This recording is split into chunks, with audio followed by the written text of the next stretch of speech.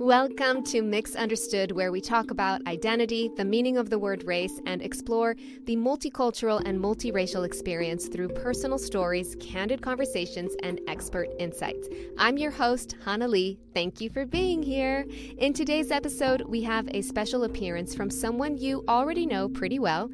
It's a pre-recorded conversation with my former co-host and dear friend, Amy, before she embarked on her next adventure, which is literally around the corner, baby number 2. In this so-intimate discussion, Amy and I delve into our experiences growing up in a mixed-race household, exploring the impacts our parents' marriage had on us as children, as well as on our own mixed marriages. We'll also touch on the landmark Loving versus Virginia case, a pivotal moment in history that legalized interracial marriage in the United States.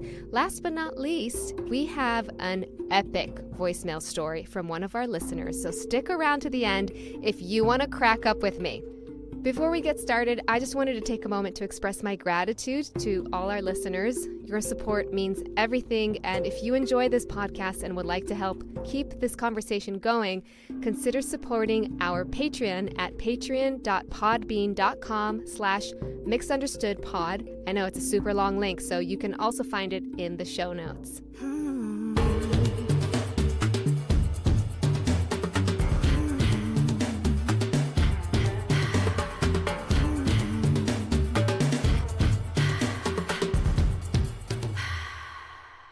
Before we dive into this episode, it's important to say that we are here to offer up stories, ideas, and various theories for you to consider and decide for yourself in light of your own knowledge and experience. We hope to explore, learn, and grow together with you. We're not professing to have the answers. Our aim is just to start the conversations around these topics. Exactly. And also in this episode, we're going to talk about our parents' interracial marriages. Ideally, we would have had them here with us. They do live quite far away. And yeah, different time zones as well. Yeah.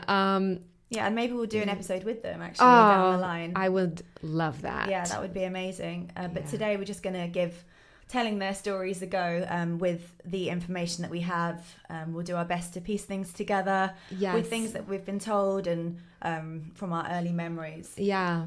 But it's our personal experience as well. It might differ from our siblings' experience. Yeah, or how other people remember things in our families, perhaps. Yeah, so please take that into consideration. Bear that in mind. Interracial marriage is a big topic. I've been living in the States for 20 years now. How about you? Well, 3.5 to 4 years. 3.5 to 4 years. There's all these things I was completely clueless about. Oh, me too. So we've been doing a little bit of research and reading and about the history of interracial marriages, when it became legalized in the States. One of the most famous stories, which we're going to talk about now, is the case of Loving versus Virginia. Yeah, so in 1967, the Supreme Court rules unanimously that states cannot outlaw marriages between whites and non-whites. In the case of Loving versus Virginia, Mildred Dolores Loving, identified as having Native American and African American ancestry, marries Richard, a white man. She becomes pregnant in 1958. At that time, 24 states across the country had laws strictly prohibiting marriage between people of different races, including Virginia, which is where they were living at the time. So when they decided to get married, they traveled to Washington, D.C. for the marriage ceremony so that it's legal. So then they returned to Virginia, legally married, but next thing you know, the local police raids their home in the early morning hours of July 11th, 1958, hoping to find them having sex, given that interracial sex was then also illegal in Virginia. And even though they had the marriage certificate hanging on the wall, they were still arrested and found guilty and sentenced to 1 year in prison. With the sentence suspended on condition that the couple were to leave Virginia and not return together for at least 25 years, they packed up and left and went back to Washington, D.C. But then, in 1963, frustrated by their inability to travel together to see their families in Virginia, Mildred Loving writes a letter in protest to Attorney General Robert F. Kennedy, which started a court case that ended up going all the way to the Supreme Court And in 1967, it ruled that laws prohibiting interracial marriages were unconstitutional, changing the course of the history of America. I mean, this story is absolutely incredible, and it's crazy that it was only legalized in 1967. Interesting that it was the woman that wrote the letter, and also a woman of color who wrote the letter. Had she not done that, I mean, God knows when the law would have changed, right? How much longer it would have taken. Despite the Supreme Court's decision, anti-miscegenation laws remained on the books in several states even after 1967. In fact, the last state to officially change the law was Alabama, and that wasn't until the year 2000. Wow. So it takes another 33 years for them to officially change it. That's crazy. Which is our lifetime. I mean, and when you think about it, remember how shocked the world was when Prince Harry decides he's going to marry Meghan Markle, or when Meghan Markle decides she's going to marry Prince Harry. Yeah. That was 2018. I know. And people were like, oh my God. Yeah. I mean, definitely don't want to say that everyone was like that, because of course there was so much support. A lot of people say that it wasn't the racial aspect that they had a problem with, but there were, of course, racial undertones, and it's just mind-boggling that it still does exist today, those prejudiced attitudes. It shouldn't be, but when you look at the history, you're like, well, actually, yeah, it makes sense.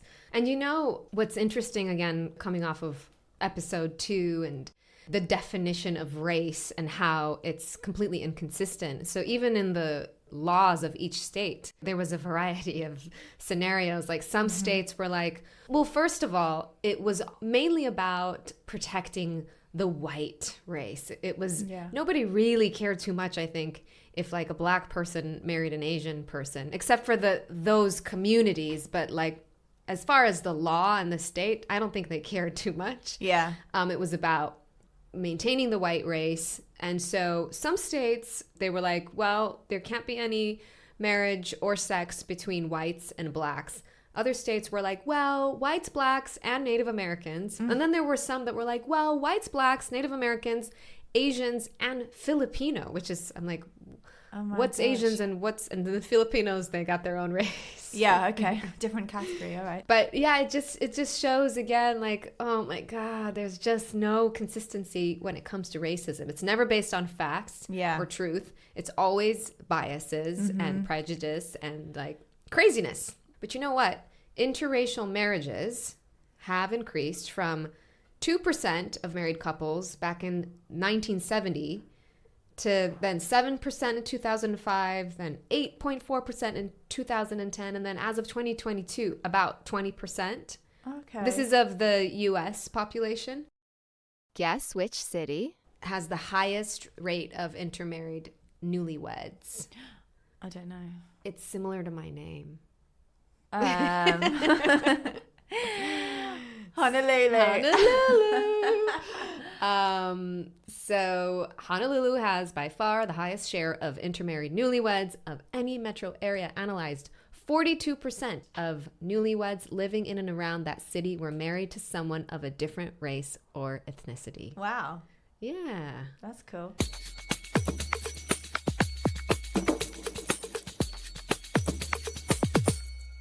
Our parents had multicultural, interracial, and interfaith marriages. Yep. Oh gosh, yes, they did. How was it for you growing up in a mixed household? Oh, okay. Let me go back to the beginning. Oh God. So my parents, they met in England. You know, my mum and her whole family had come over from India.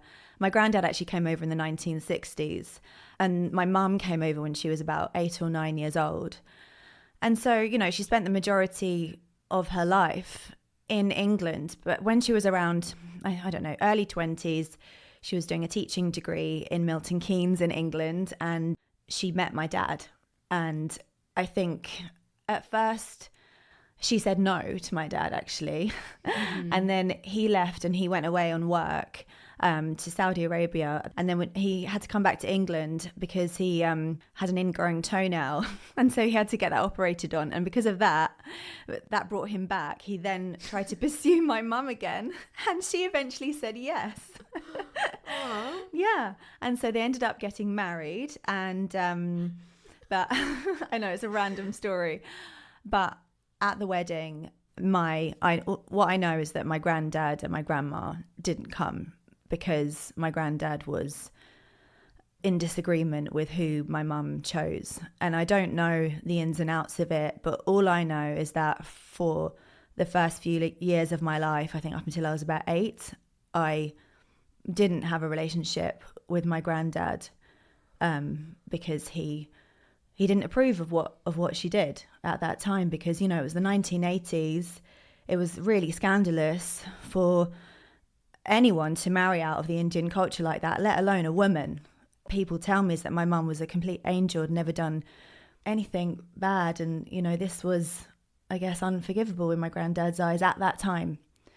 You know, he did change his attitude and his thinking in his lifetime. But at that time, it was like, you just don't do that. And so, he wasn't there. And my grandma, you know, obviously she had to, she wasn't allowed to go. And I think my mum's younger siblings weren't allowed to go. But I know that some of her older siblings could go. Interesting. Yeah, because, you know, they were able to have more autonomy, I guess, over their lives and their decisions. They weren't under my granddad's roof. Yeah. Wow. So for your first 8 years of your life, you had zero relationship with your granddad? I knew of him, and we would meet my grandma in secret, arranged by my aunt so that, you know, we could have a relationship with her. And I just remember things like going round to my grandma and granddad's house. They lived in Luton. I remember going round to see my grandma, and a couple of my aunties would be there. But we would have to leave by the time my granddad got back from his club that he used to go to. He used to go somewhere to play cards and stuff. So we'd have to leave very swiftly. And it was weird because looking back, of course, that's not really a normal thing. Mm-hmm. But at the time, I didn't know any different. Oh, it makes me emotional. I knew I didn't want to leave my grandma, and I knew that I loved spending time with her. Like, I remember wanting her to plait my hair, and I kept saying, do it again, do it again, do it again, because it was just so nice to spend that time with her. And I remember people being emotional. Like, I remember my mum getting upset, and yeah, it was really hard. I mean, there are so many amazing things about growing up between the two cultures, but that was really difficult. Difficult to see my mum upset as well. How many siblings does your mother have? So she's one of 7. So all of the other 6, they stayed in the Indian culture, and she was the only one that... Yeah, she's the only one that has married out of the culture. Wow. And again, I mean, my parents then divorced when I was around 10 or 11. But again, she's married another white man, Dave, my stepdad. Big up, Dave. Funnily enough, my granddad did go to that wedding because it was later in his life, and I guess, you know, he was less strict and less sort of that way of thinking. You know, by the end of his life, just to say, by the end of my granddad's life, I did have a relationship with him. You know, there was a lot that happened up until that point. We basically had an event where we were allowed back into the family. Yeah, how was that? It happened when I was about 12. I was in real trouble for something, I remember, and my mum was about to have the hugest go at me, and it was like a film. It was dramatic because suddenly the phone rang, and it was my auntie saying, come to Luton because I've spoken to Baiji, and, you know, the family's going to come back together. And yeah, it was very emotional and also confusing as well. I just remember a lot of people being there, a lot of my relatives being there, and we were allowed back in the house, and there was no rush to have to go off again.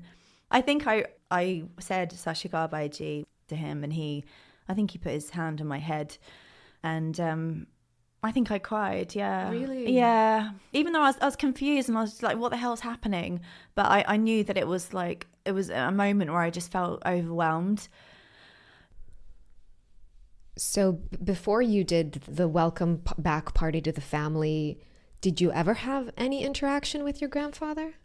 Yeah, I mean, I don't remember the order of things, but I do have vivid memories of going round to the Luton house, and my granddad would be, in the other room, and my aunties would say to me, go and say Sashrigal to Baiji. And I knew that was something that I would have to do, and I felt really embarrassed to do it because I knew that I probably wouldn't get a response, but I was kind of hopeful every time. And so I would, go into the room, and it would just be me and him, and I would put my hands together and say Sashrigal Baiji, which is basically hello. It's the way that you greet an elder, someone of respect. So I'd say Sashrigal Baiji, and he would ignore me. And then my aunties would say, did you say Sashrigal? Did you say it? And I'd say, yeah. I don't know if I would say, but he ignored me. But I felt so ashamed that he ignored me that I don't think I even told my aunties he ignored me. Oh, wow. Yeah. I sometimes used to wish that I was fully Indian, because I would see the way that he would greet my cousins and stuff, with such warmth and affection. And, unfortunately I didn't get to experience that. So it's been something that's been really hard to kind of grapple with. Me and my brother, we both experienced that. And it is tough to talk about it because you want to kind of gloss over and just, act like it didn't happen, but it did. And it, I think my confidence did probably suffer. From then on, I'm not going to say that I had the best relationship with him because those foundational years were not there, unfortunately. But, I would see him and my grandma a lot up until when they passed away. And I learned how to speak Hindi when I moved to India. I ended up doing this Punjabi film. So my grandparents are actually Punjabi. And my aunt organised this big movie theatre trip for the whole of my family. So she booked like 30 tickets, and my grandma and granddad came. And I could see that he was proud that I had done a film in Punjabi. Yeah. I don't know why this is making me cry. I Yeah. feel like you didn't do anything wrong. You didn't do anything wrong. You were just you, but you had to pay a price. And then you spend a good portion of your life like trying to prove that you are worthy, that you do deserve to be loved. I feel like a lot of us artists, we kind of have a little bit of a complex relationship. It's so weird because it wasn't conscious at all. Of it course wasn't not. in my mind. But yeah, looking back, I feel like, God, there must have been a reason why I had this complete obsession with learning Hindi to the point that I was able to speak it and work in that language as well. And it did come down to wanting to prove myself. And it must have felt amazing when when you saw that twinkle in his eye that he was proud and look what you were missing out on all these years. And also because it was a comedy and it was really funny and I could see that they were enjoying it. Yeah. It was a great moment. Felt like a triumph. I will get into my story soon, but just a little small kind of link. We didn't really have a relationship with our Japanese grandmother, mainly language barrier, also distance and all that. But I have this memory of this afternoon. My mom was taking a nap and I was in the living room and I decided I was about 7. I was like, I'm going to draw the most beautiful drawing of a flower for my grandmother. And this drawing is going to like prove to her that I'm a wonderful granddaughter and like maybe entice her to want to, I don't know, be more in our lives somehow. And I kept erasing and drawing it again and erasing and thinking, it's not good enough. It's not good enough. It's not beautiful enough. It's not impressive enough. It's not a captivating enough drawing of a flower. It was like some weird version of that in a way. I know the things that we do to get that connection.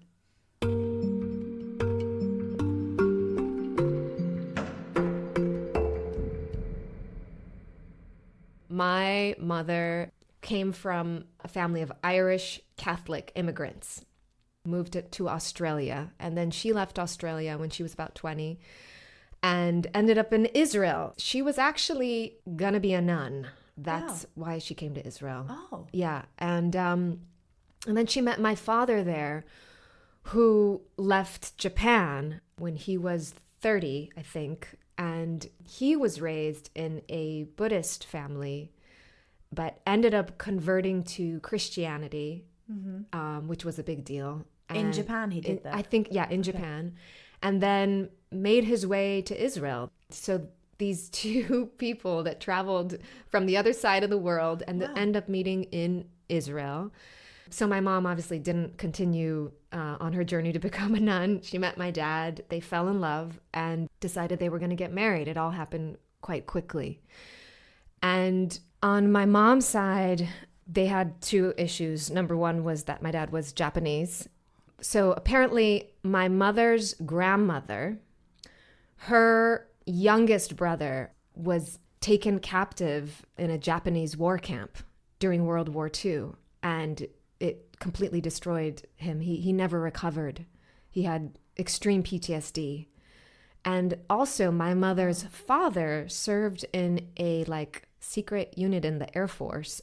And his base was bombed in Darwin during World War II, and he lost a lot of friends. And so there was just a lot of tensions between Australians and Japanese, and the Japanese didn't really have a good reputation in Australia. And so actually my mother's grandmother, before my mom left Australia, she said to her, do whatever you like, just never marry a Japanese man.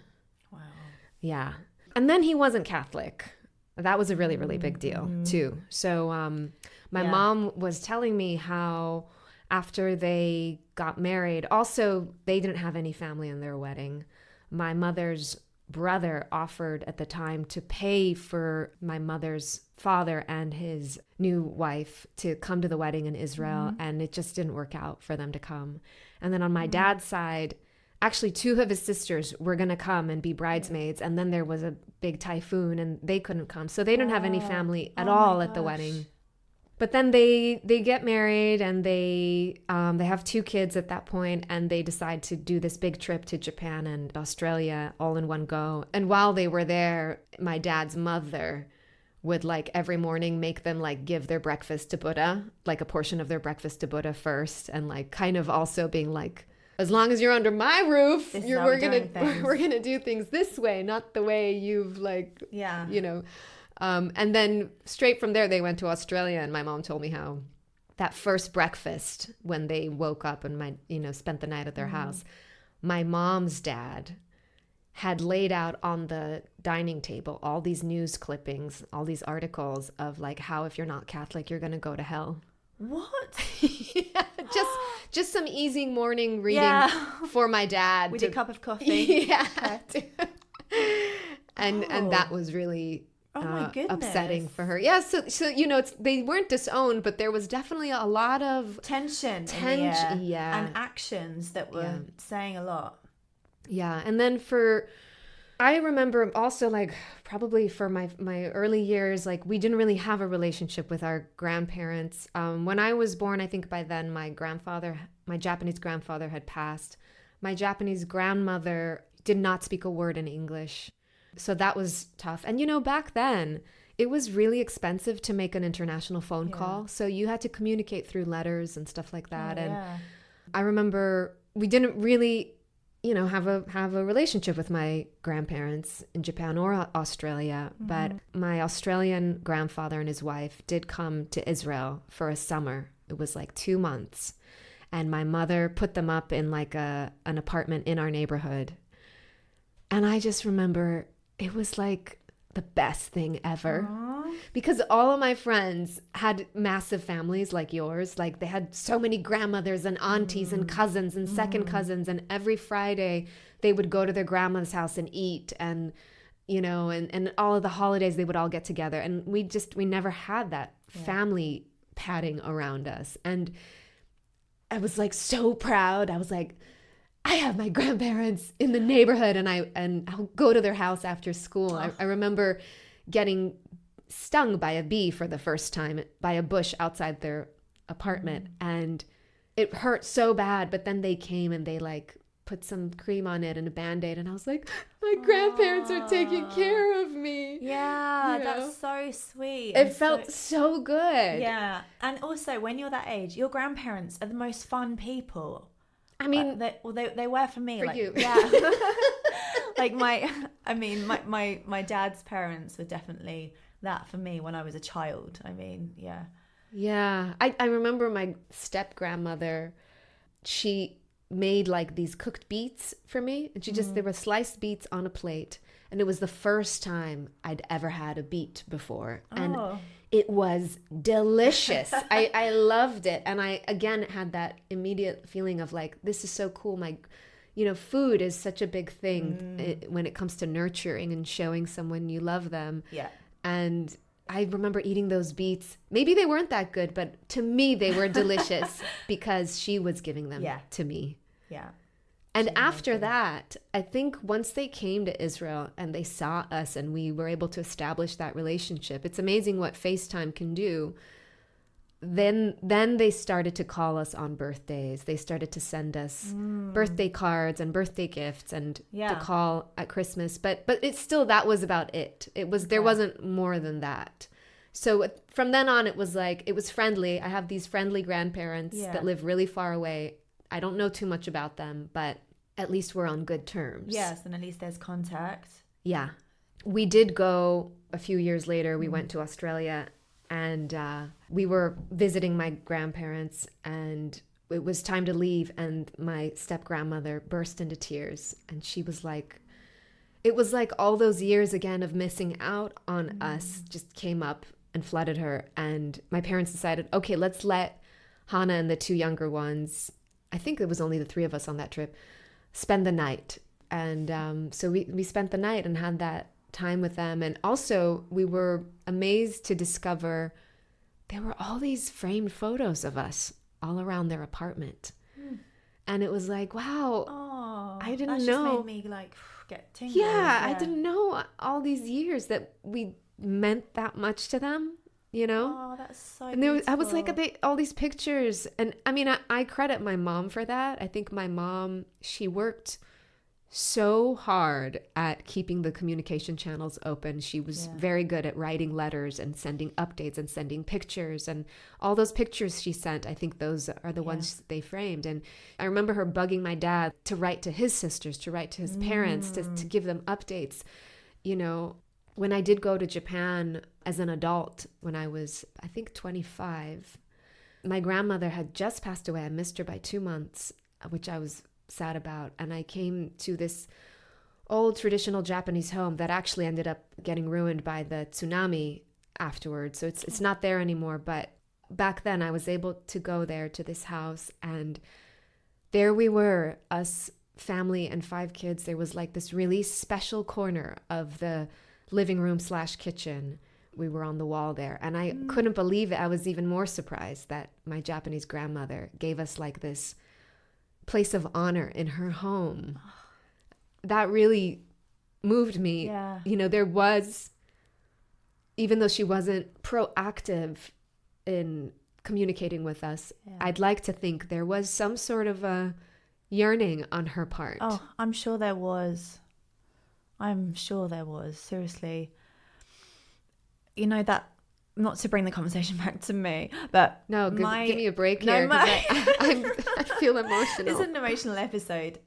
My grandparents, they had a wall of our graduation pictures. So everybody, thank God, everybody in my family has graduated. Because otherwise it's like, but yeah, everybody in their gowns and their scriptures, you know, they had all of the pictures up of all the grandchildren. As soon as you got your graduation picture, that was it. I can't wait to be on Bibaji and Baiji's wall. And even when they moved out of the Luton home and they moved into my uncle's house, and they had a room in the back of the house, that wall was covered with the graduation photos, and it's still there. And I went there recently, and I just remember just looking at that wall and just, I don't know, just remembering them and just feeling the pride that they would have had over this legacy that they've left behind of all of us. Yeah. It's, I don't know, yeah, I miss them. Okay, let's move on. Let's take a moment to blow our noses. We're very emotional today. Do you need a tissue? I've got one here.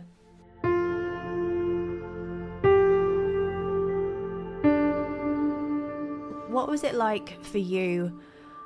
I mean, we've talked about our grandparents and our relationship with them, but what was it like for you just on a day-to-day basis growing up, not only in Israel, but with these two other cultures in your household, you know, with your dad being Japanese and your mum being Australian?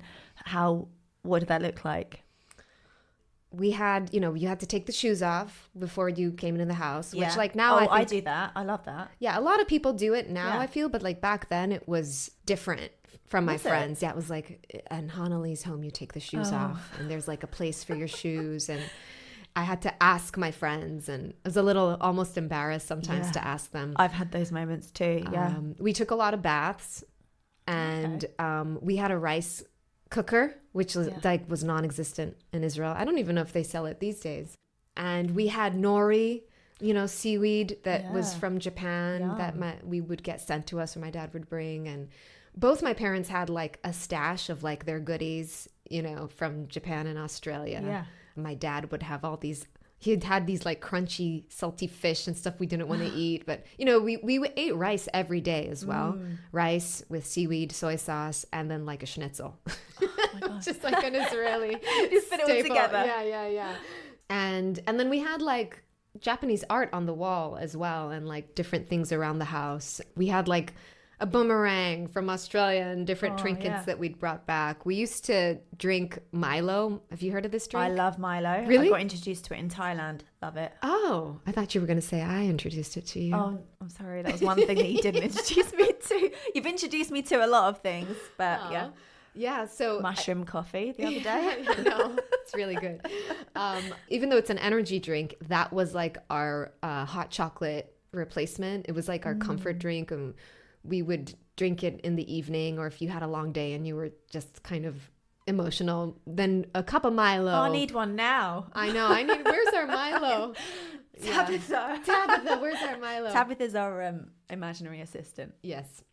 That's what I can think of right now. Oh, so when like friends would have birthdays and stuff, my mom had this bag full of all kind of like pretty things from Japan, kawaii things, like beautiful handkerchiefs or origami. You couldn't get that in Israel, and so that was like a really special gift I would give to my friends. Was that what was in your party bags when you sent your friends home? No, I didn't have party bags, but if I went to a friend's party, that was the gift I would give them. That's amazing. And initially it was like really cool, but after about the 10th friend's birthday, I was like, okay, I think they're starting to pick up on the fact that like we're just pulling these gifts out of a bag, and like, I started to feel a little bit embarrassed that like, oh God, Mom, do we have to give them another Japanese gift? Like, they already know what it's going to be. It's going to be a handkerchief, No,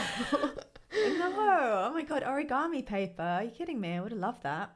But yeah, I understand, because I used to feel embarrassed about things like that looking back on now, I'm like, that's so cool. It is so cool. It's special that my mom did that too, that she was like, no, this is a part of you. Yes. Share it with your friends. Yeah, that's really lovely. Yeah. Also, it was easy instead of having to go buy a gift or whatever, but just take something out of the big bag. Stash, the gift stash. You were just talking about food then, and something we do in our house is sometimes we'll have like Indian, something like a sabji, which is a vegetable dish, or a dal, but then my mum will combine it with coleslaw. That's great. It's like a bevy special. That's what we call it. Yeah, we have all sorts of things flung together like that.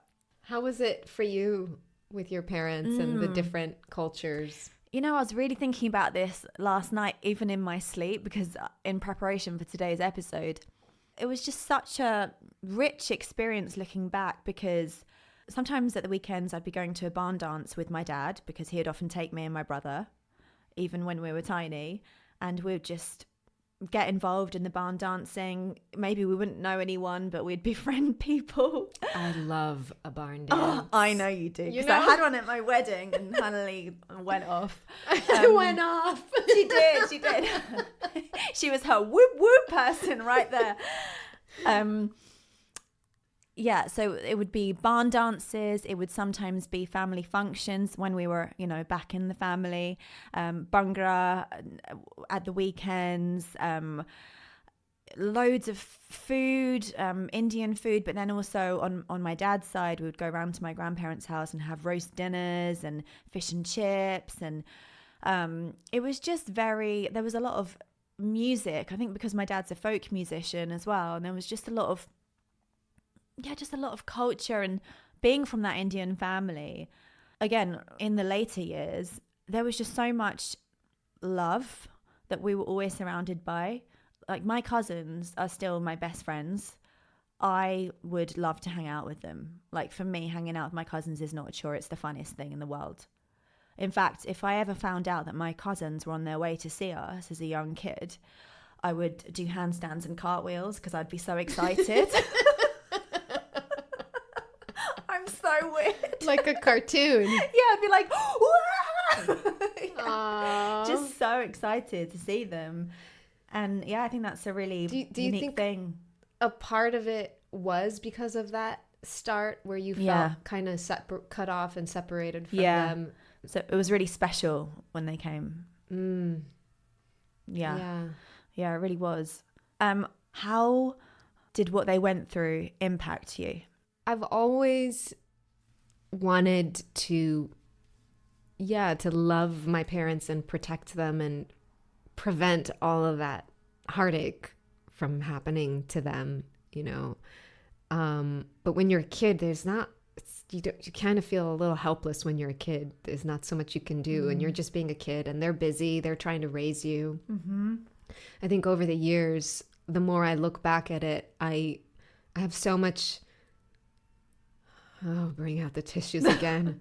I have so much awe and respect for my parents. I think they're so brave for what they did. It's because of them, I think, that I was able to be brave too, and go out into the world and go to New York and follow my dreams, and then move again. And now again, we're really far apart, me being in LA.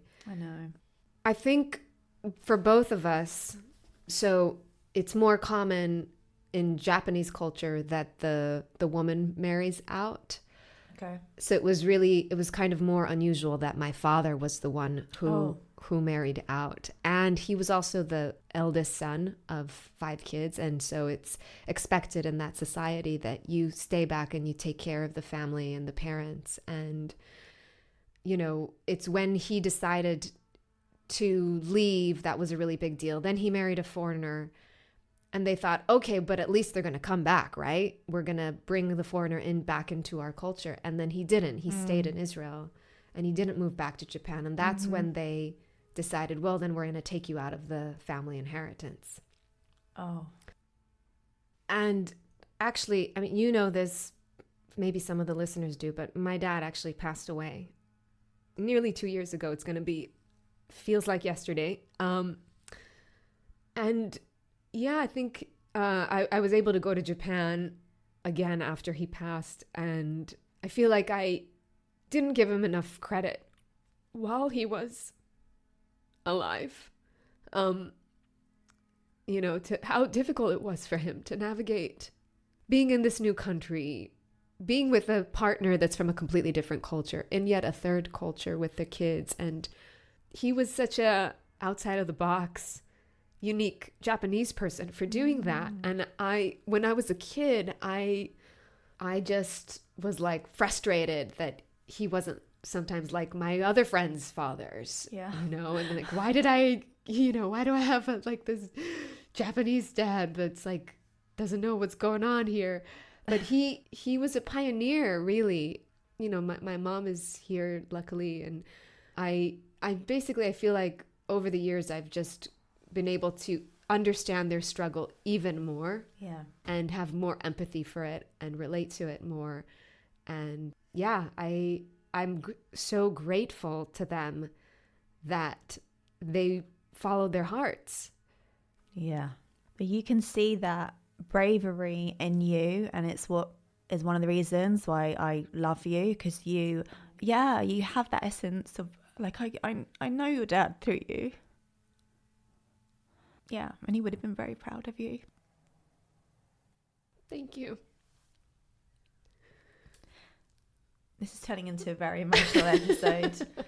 Everyone's probably like, stop crying, both of you, God. But you know, the bravery thing, I feel the same with my parents too, and especially my mum, because my God, I can't imagine what that must have been like in the 1980s to do that. It was not heard of.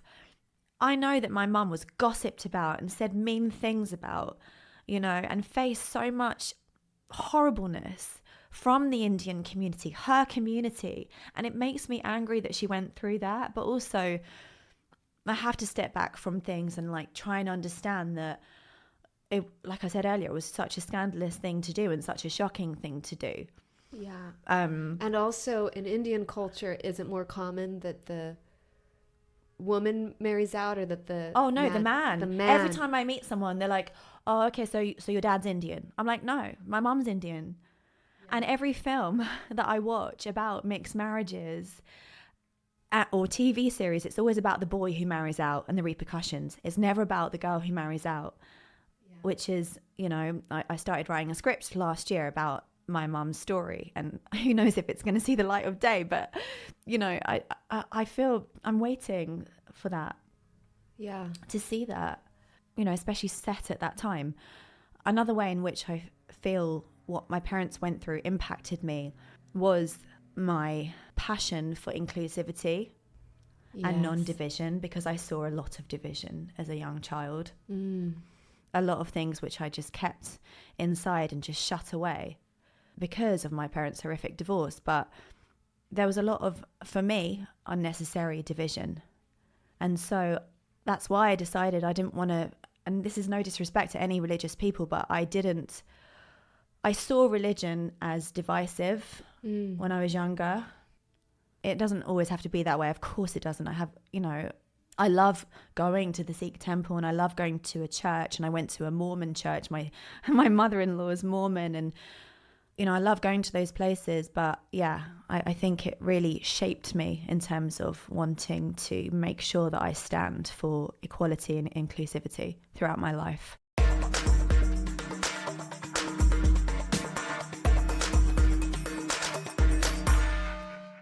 I feel like that is a good segue to our own weddings. Bring out the Bollywood Jewish mishmash of wedding that we had.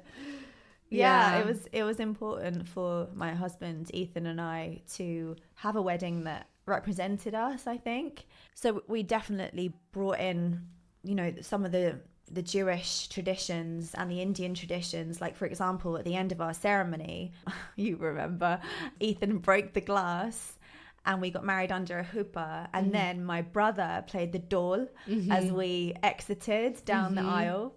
And it was probably the best moment of my life, because it was just this, this celebration and this outburst of, we've done it. And here is all of our culture coming together in the English countryside in a beautiful garden. Oh, I loved it. There was the Bhangra music, which I was going crazy to. I was like pulling out all my freaking Bollywood moves. You really were. And showing all your family, like, I can do it too. I can do it too. And then your dad. Twist those light bulbs. I know. I was twisting it. I was like full on energy. Yeah, and then there was like the square dancing. And then we were, but all while eating like this delicious roast and sticky toffee pudding. Yeah. I loved your wedding. Oh my God, thank you. What about you? What was your wedding like? Well, because we are both in interracial marriages. Yeah, and intercultural marriages as well. So my husband's Swiss, He left Switzerland, and he's not your conventional Swiss person. He's like, he's a very free spirit. He is. And when we decided to get married, he was like, let's keep it simple. Let's keep it low budget. And I was like, yeah, okay. But I was like, but where are we going to do it? We're going to do it in LA? It's too expensive for people to come to LA. All of our family is so far away from us. Let's do it in New York. We lived there for a long time. Well, let's do it in Switzerland. Switzerland's too expensive. Israel, if we do it in Israel, it's going to be my wedding. It's kind of complicated when you're in a mixed relationship to figure out some basic things like that. Yeah. So anyway, we decided to do it on neutral grounds. In Italy, we found like a special deal there. It sounds like really fancy and expensive, but it was actually more affordable than doing it anywhere else, believe it or not. And we did it in Italy. And then I was like, well, there's a limit to how many people we could have in Italy. We should do still a small event in Israel as well. So anyway, long story short, we ended up having 4 weddings. What? Yeah, but I feel good about it because I was able to do my mixed international celebration. It was like a wedding tour. And that's just how we had to do it. If we had both come from the same country, lived in the same town, there would have been one wedding. But because we just had so many elements that we were working with. Yeah, international. And it was important for us to honor all of those elements. We did it that way. Yeah. And oh gosh, it's complicated, isn't it? When you've lived in different places, your partner's from a different place, you've known different people in different aspects of your life. Yeah.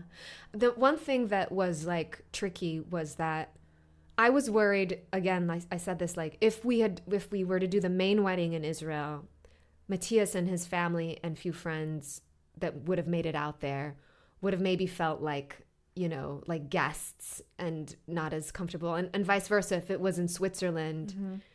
So choosing to do it in a neutral place was actually amazing because nobody had a leg up on anyone else. Yeah, that's a great idea. It was amazing to see how our worlds came together. Yeah. I was so scared of that day because I was like, listen, I know Matthias and I get along, but we've never really had our families meet because we met in New York and then we moved to LA, Matthias and I, and so our families had never met. Our childhood friends had never met. And I was nervous.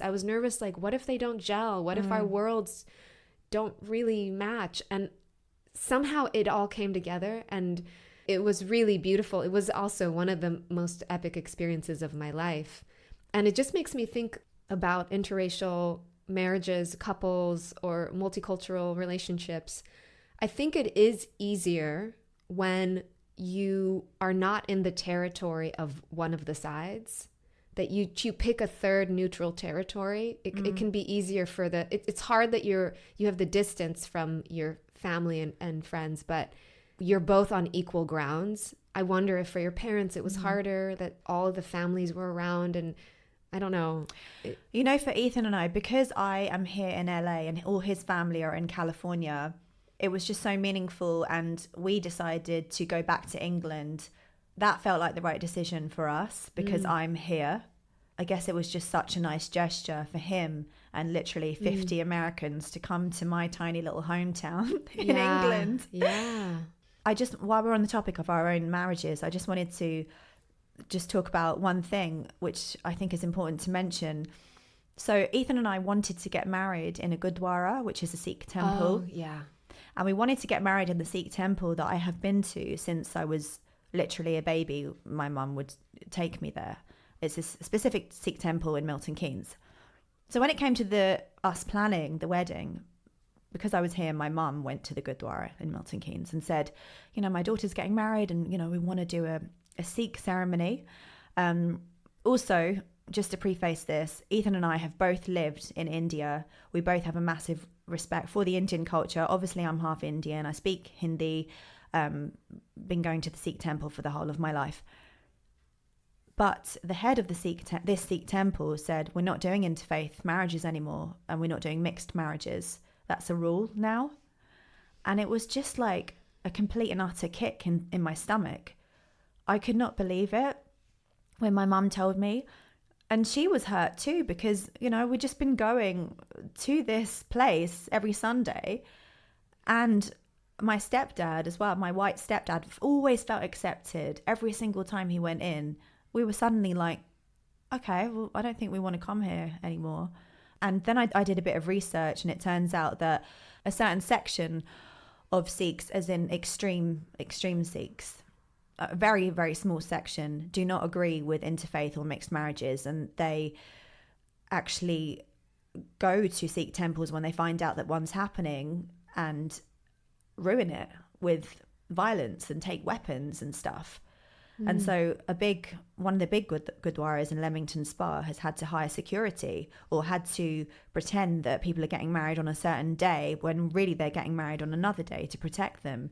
So I just couldn't believe that this is still going on in 2022. This is still happening. Anyway, I just wanted to drop that in. It's definitely still happening. I mean, we're just touching the tip of the iceberg here. I'm sure there's so many stories out there. By the way, we would love to hear from you. Yes. About your stories or your parents' stories. Or what, your relationship with your grandparents and how that was.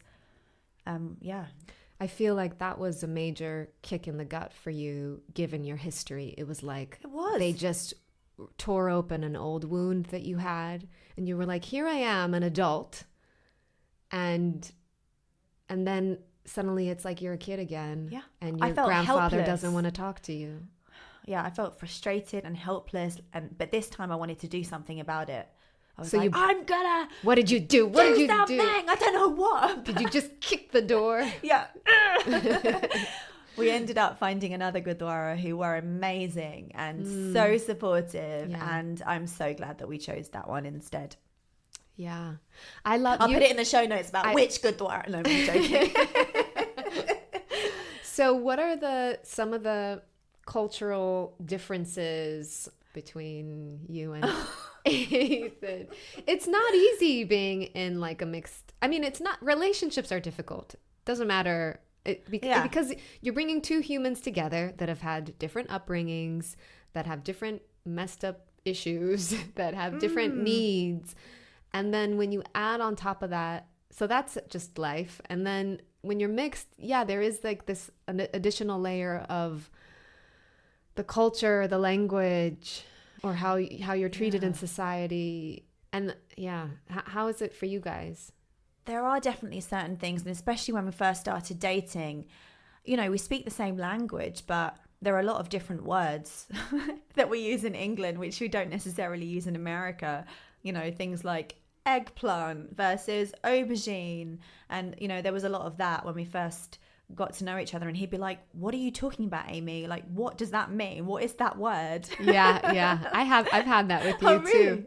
Oh, with me? Yeah. Like what? I don't know. You say different things. You have different sayings.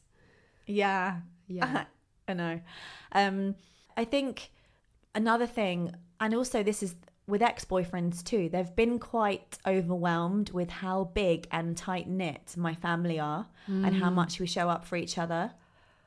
I.e., when we went back in August, my mum threw me a surprise 40th birthday party, even though my birthday was actually in April. But because she wasn't with me, she decided to throw this big party for me. But we'd just seen those family members the week previous. So Ethan was like, what? They've all driven here again. Why are we doing this again? Haven't we just seen them?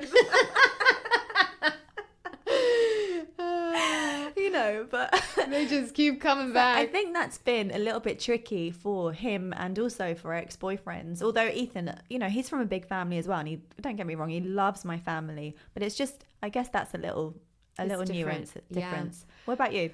Well, so one of the things that keeps coming up again, and it keeps coming up again. I've gotten better.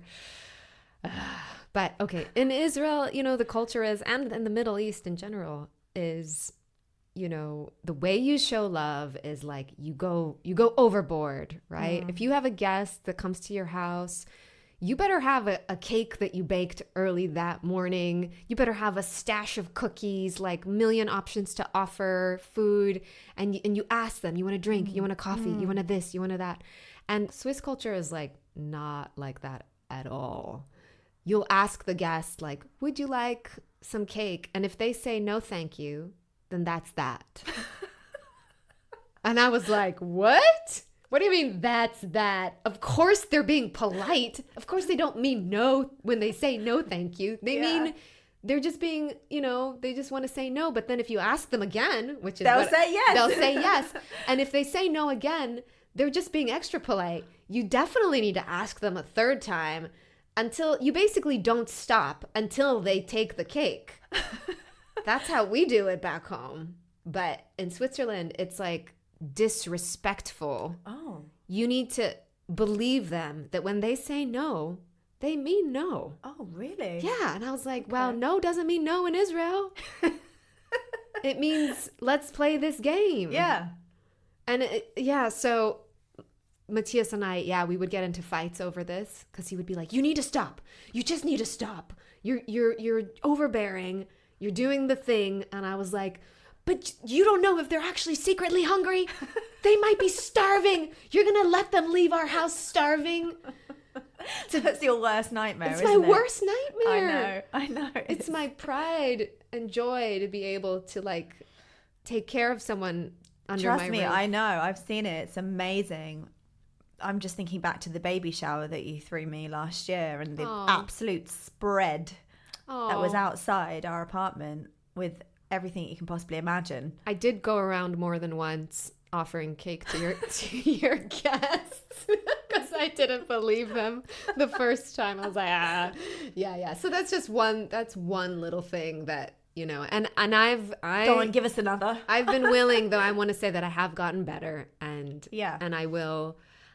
Yeah, I have to kind of gauge it person by person now. And I guess that there's that finding that new way of both of your ways of doing things and how you now move forward together. Yes. It requires a lot of communication and listening. It does. It really, really helped when I went to Switzerland and I was like, oh, this is a Swiss thing. It's not all just Matthias, my husband. A lot of the things that have impacted him and molded him into who he is obviously where he grew up. So I think that can really help if you're in a mixed relationship to go to where they're from, visit if you can. I know it's not always possible, but I think that really, really helps. I'm sure for Ethan, when he came to England and he met all of your family and you did the wedding there, like even for me, when I came to your wedding, I learned so much more about you. Really? It helps to have context. Yeah. But also, I feel glad that we didn't do it in a city like London or somewhere where I'm actually not from. Like, you literally came to the village where I was born and was brought up. Yeah. Yeah, it was really meaningful. I loved it. And you do have a huge family. I was overwhelmed. Yeah. I was like, oh my gosh, there's another one. There's another one. There's another cousin. They're all freaking gorgeous. Yeah. Supermodel family. Oh, thank you.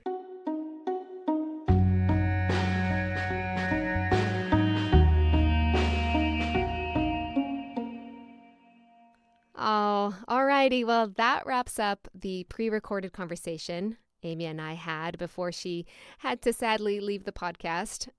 It was so great just having her again. I hope you enjoyed the episode as much as I did. Amy, I hope you're listening and you enjoyed it too. You better be. Thank you, Amy, for sharing your stories, for being so open. And we all wish you a positive and easy birth, which is literally any day now. Baby number 2, any day now. We mentioned this a little earlier, but what about you guys, my dear listeners? Do you have any stories around mixed relationships, marriages, families that you want to share? Oh, wait a second. We have a voicemail. Okay. You guys are in for a treat. I've listened to this voicemail I think 4 times already, and every time I crack up. I'm going to hand the stage over to our dear listener, Jem. Hi, Hanna-Lee. This is Jem. I have a fun multicultural story for you. So my husband and I have a mixed marriage with mixed children.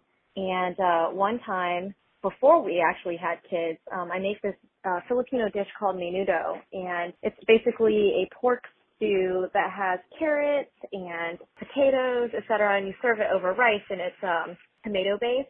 So it's really good. He loved the dish for a really long time until one day I asked him to go grocery shopping for me.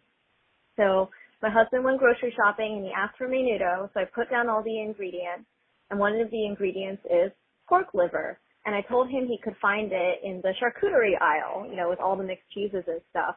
But he didn't know I couldn't remember the English word, so I just kept saying pork liver, it's pork liver. And so he just kind of walked around and he gets to the store and he asks them for pork liver. And so they direct him to the pet aisle. And so he goes into the pet aisle and he gets a tin of, or like pork liver, but meant for cats. And he brings it home. And, I've had pate before, but in Asian stores, you can typically get pork liver in a can, or you can just get it by itself. Or if you go to the charcuterie, you can get like a pate and it says pate on it, pork liver or bird liver, whatever it is. So he comes home and he hands it to me and I'm like, oh, okay, cool. So I just cook with it. It doesn't say anything obvious like Friskies or anything on it. It just says pork liver, whatever. And so I just open it up and I start cooking with it. And so I finish cooking and I serve it for dinner and he's eating it and he goes, so where's the pork liver? Thinking he could just pick it out. And I said, what are you talking about? It dissolves. It dissolves into the flavor of the stew. And since that day, he would not touch menudo anymore because he did not tell me until much later that he had given me, yes, Daddy, that was Daddy. He had given me pork liver that was meant for cats. So there's our strange little funny story, and it took 8 years before I was allowed to make that dish again and serve it to him and he would eat it. So there you go. Have a good one. Bye. Oh my gosh, your husband is a cheeky, cheeky boy. 8 years. 8 years? He had to avoid your menudo because he was scarred from eating the cat food liver? Oh my gosh. Thank you, Jem, for sharing that story. I hope you guys got a kick out of it too. If you like this episode, please share it with someone that might find it meaningful. Please leave a comment, leave us a review, leave us a message. I would love to hear from you. So on that note, I'm going to say goodbye and thank you again to Amy. And Amy might pop her head in one more time this season, so be on the lookout. And I will see you guys next week. Bye. This episode was produced by me. Music by Matthias Kunzli.